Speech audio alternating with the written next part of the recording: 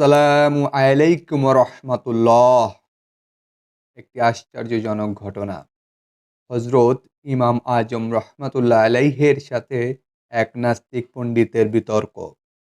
একবার আল্লাহর অস্তিত্বে অস্বীকারী এক নাস্তিকের সাথে আমাদের ইমাম হজরত আবু হানিফা রহমতুল্লাহ আলাইহের মুনাজেরা হয়েছিল, অর্থাৎ বিতর্ক হয়েছিল।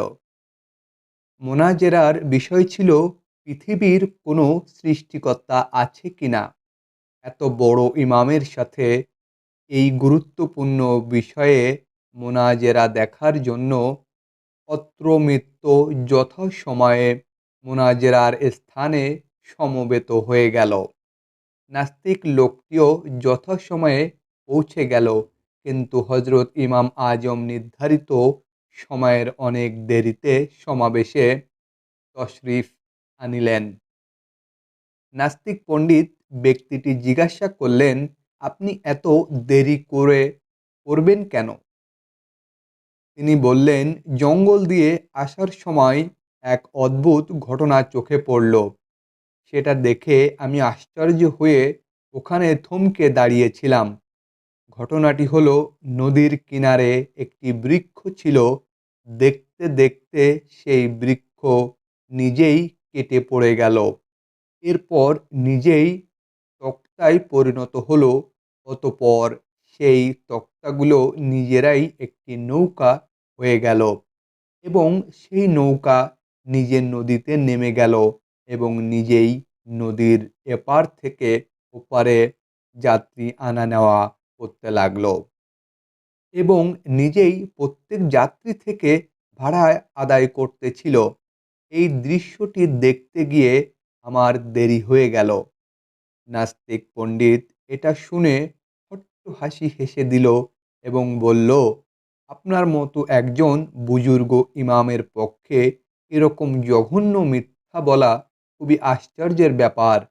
এরকম কি নিজে নিজে কিছু হতে পারে? কোনো কারিগর না থাকলে এরকম কাজ কিছুতেই হতে পারে না।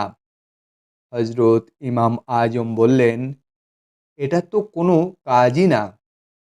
আপনার মতে তো এর থেকে অনেক বড় বড় কাজ এমনিতেই হয়। এই পৃথিবী, এই আসমান, এই চাঁদ, সূর্য,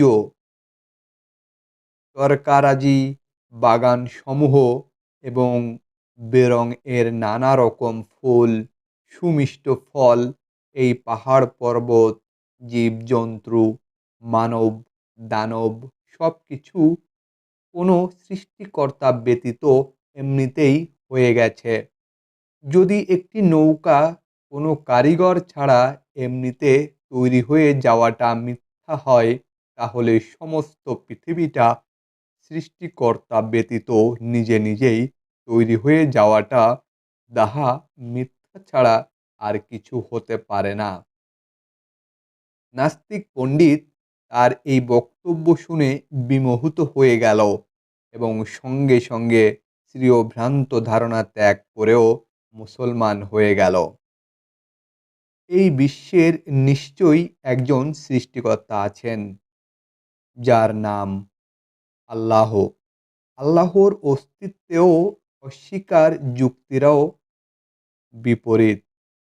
তথ্যসমূহ তাফসিরে কবির 211 পৃষ্ঠা, প্রথম জিলদ, ইসলামের বাস্তব কাহিনী, প্রথম খণ্ড।